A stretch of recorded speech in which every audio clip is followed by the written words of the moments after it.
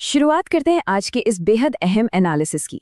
देखिए, दुनिया भर में जियोपॉलिटिकल उथल-पुथल तो मची ही हुई है, लेकिन एक ऐसा कॉन्फ्लिक्ट है जो पिछले 4 साल से चल रहा है और अब लिटरली एक बहुत ही खतरनाक मोड़ पर आ गया है। हाल ही में कीव पर अब तक के सबसे बड़े और सबसे भयानक हमलों में से एक हुआ, और इस बार एक बिल्कुल नए अल्ट्रा मॉडर्न हथियार का इस्तेमाल हुआ है, जिसे ओरेशनिक मिसाइल कहा जा रहा है। ये कोई रूटीन हमला नहीं है, बिल्कुल नहीं। ये इस लंबे युद्ध में एक बहुत बड़ा गेम चेंजर है, जिसने पूरी दुनिया की नींद उड़ा दी है। तो इस पूरे सिचुएशन को डिकोड करने के लिए हम इस एनालिसिस को 6 हिस्सों में बांटेंगे।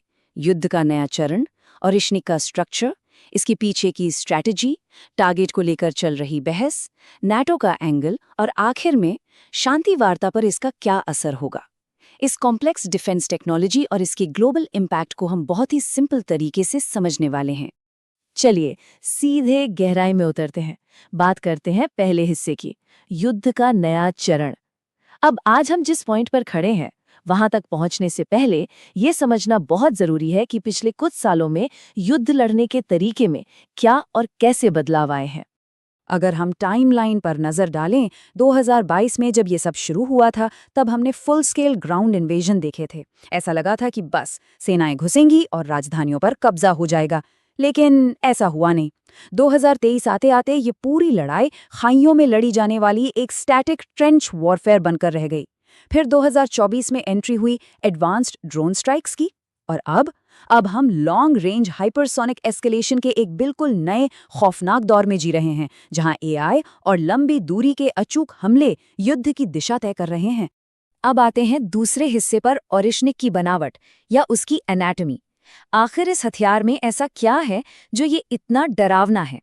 भारी भरकम मिलिट्री जार्गन्स को साइड में रखते हैं और एकदम सीधे शब्दों में समझते हैं कि ये मिसाइल असल में इतनी घातक क्यों है। अब इस डेटा में जो बात सबसे ज्यादा हैरान करने वाली है, वो है इसकी रेंज। देखिए, शॉर्ट और मीडियम रेंज मिसाइलें तो 3000 किलोमीटर तक जाती हैं, ठीक है, लेकिन ये ओरेशनिक, ये एक इंटरमीडिएट रेंज बैलिस्टिक मिसाइल यानी IRBM की कैटेगरी में आती है। इसका सीधा सा मतलब है कि ये 3000 से लेकर 5500 किलोमीटर दूर बैठे टारगेट को भी आसानी से उड़ा सकती है। ये जो विशाल दूरी है ना, यही इसे स्ट्रेटेजिक रूप से इतना खतरनाक बनाती है। और बात सिर्फ रेंज पर खत्म नहीं होती। इसकी स्पीड देखिए, मैक 10, मतलब आवाज की गति से 10 गुना ज्यादा तेज। इसे जरा ऐसे सोचिए, जब कोई मिसाइल इस भयानक स्पीड से आ रही हो, तो बचने या चेतावनी मिलने का जो समय होता है, वो लिटरली 0 हो जाता है। कोई डिसीजन मेकिंग विंडो ही नहीं बचती। इसे बीच हवा में इंटरसेप्ट करना लगभग नामुमकिन के बराबर है। अब इसमें एक और चीज जोड़ दीजिए, एक्सट्रीम मैन्यूवरेबिलिटी। आम मिसाइलों का रास्ता पहले से तय होता है, जिससे रडार उन्हें भांप लेते हैं, लेकिन ये हथियार यह हवा के बीच में ही अपना रास्ता बदल सकता है। रडार को लगेगा कि मिसाइल पॉइंट ए पर गिरेगी और ऐन मौके पर यह दिशा बदलकर पॉइंट बी को तबाह कर देगी। रडार और डिफेंस सिस्टम्स के लिए ये किसी बुरे सपने से कम नहीं है। तो जो सबसे अहम पॉइंट है, वो है मर्व टेक्नोलॉजी। यही इस मिसाइल की असली जान है।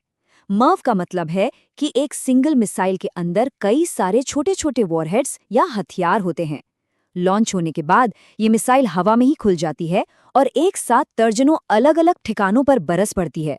इसे कहते हैं सैचुरेशन वॉरफेयर। आसमान से एक साथ इतने हमले होते हैं कि दुनिया का कोई भी एयर डिफेंस सिस्टम पूरी तरह से चोक हो जाएगा, एग्जॉस्ट हो जाएगा। पर इस पूरे सिस्टम का जो सबसे खौफनाक हिस्सा है, वो है इसका डुअल केपेबल होना। मतलब ओरेशनिक आम विस्फोटकों के साथ साथ न्यूक्लियर वॉरहेड्स भी ले जा सकती है। अब सोचिए, ये बात टेंशन को किस हद तक बढ़ा देती है। अगर रडार पर यह मिसाइल आती हुई दिखे, तो सामने वाले देश को कैसे पता चलेगा कि ये एक नॉर्मल बॉम्ब है या न्यूक्लियर बॉम्ब? इस कन्फ्यूजन में बहुत मुमकिन है कि घबराहट में कोई गलती से न्यूक्लियर रिस्पॉन्स ही ट्रिगर कर दे। ये रिस्क बहुत बड़ा है। तीसरे हिस्से की तरफ बढ़ते हैं, रणनीतिक उद्देश्य यानी स्ट्रेटेजिक मोटिव्स। अब तक हमने समझा कि ये हथियार क्या है, लेकिन सवाल ये है कि क्यों?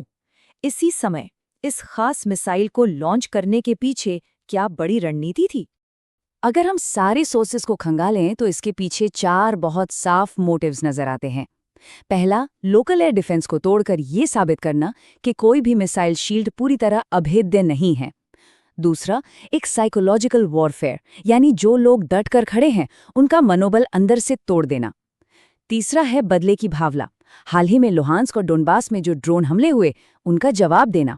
और चौथा, नेटो के डिफेंस सिस्टम्स का टेस्ट लेना, ये देखना कि वेस्टर्न डिफेंस सिस्टम्स इस नए खतरे पर कैसा रिएक्ट करते हैं। चलिए अब चौथे हिस्से पर आते हैं, टारगेट डिबेट और नुकसान।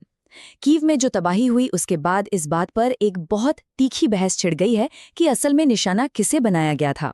यह दोनों पक्षों के दावों में जमीन आसमान का फर्क है।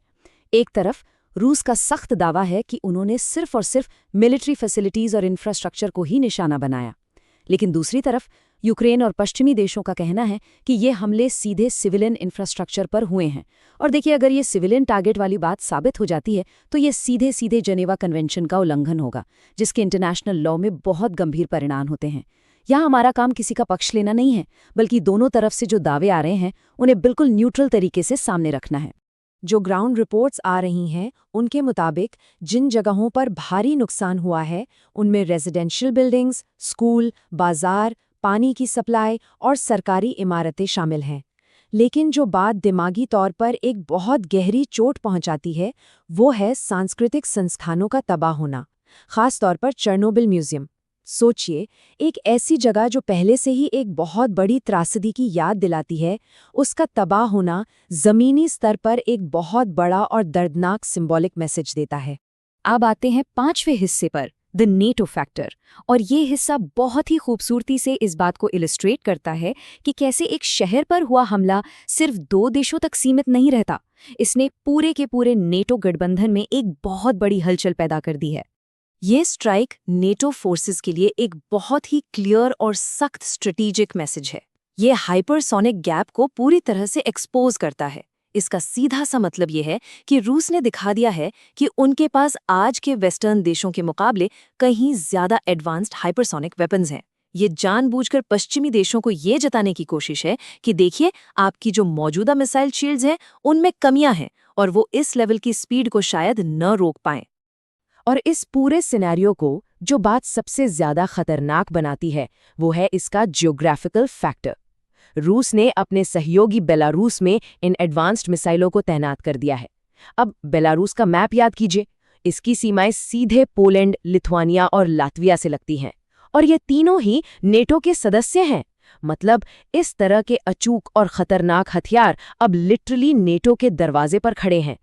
इस बात ने पूरे यूरोप की सिक्योरिटी को लेकर एक जबरदस्त टेंशन पैदा कर दी है। चलिए अब आखिरी हिस्से पर बात करते हैं, शांति वार्ता या पीस टॉक्स पर इसका असर। जब मिलिट्री एस्केलेशन इस पीक पर पहुंच जाए तो डिप्लोमेसी और बातचीत के दरवाजे कैसे प्रभावित होते हैं। इस पूरे घटना का जो सबसे इमीडिएट और बड़ा असर दिखा है वो है अविश्वास का एक ऐसा पहाड़ खड़ा होना जिसे तोड़ना बहुत मुश्किल है। सोचकर देखिए, एक तरफ अमेरिका और नई लीडरशिप पीस टॉक्स और सीज फायर की बात कर रही है और ठीक उसी वक्त इतना भयंकर मिसाइल अटैक हो जाता है। ये चीज मीडिएशन के हर एफर्ट को पूरी तरह से खोखला कर देती है। 2 देशों के बीच बातचीत के लिए जिस बेसिक भरोसे की जरूरत होती है ना, वो ऐसे माहौल में पूरी तरह से चकनाचूर हो जाता है। तो आज का ये पूरा एनालिसिस हमें एक बहुत ही प्रोवोकेटिव और अहम सवाल पर लाकर खड़ा कर देता है। एक ऐसा माहौल जहां हवा में हाइपरसोनिक हथियारों का खौफ तैर रहा हो और दोनों तरफ सिर्फ और सिर्फ अविश्वास हो, वहां कोई भी सार्थक शांति वार्ता या नेगोशिएशन कैसे सर्वाइव कर सकता है। मॉडर्न वॉरफेयर में डिप्लोमेसी का भविष्य कितना नाजुक हो गया है, ये सच में सोचने वाली बात है। खैर, आज की इस चर्चा में इतना ही। उम्मीद है ये कॉम्प्लेक्स टॉपिक क्लियर हुआ होगा।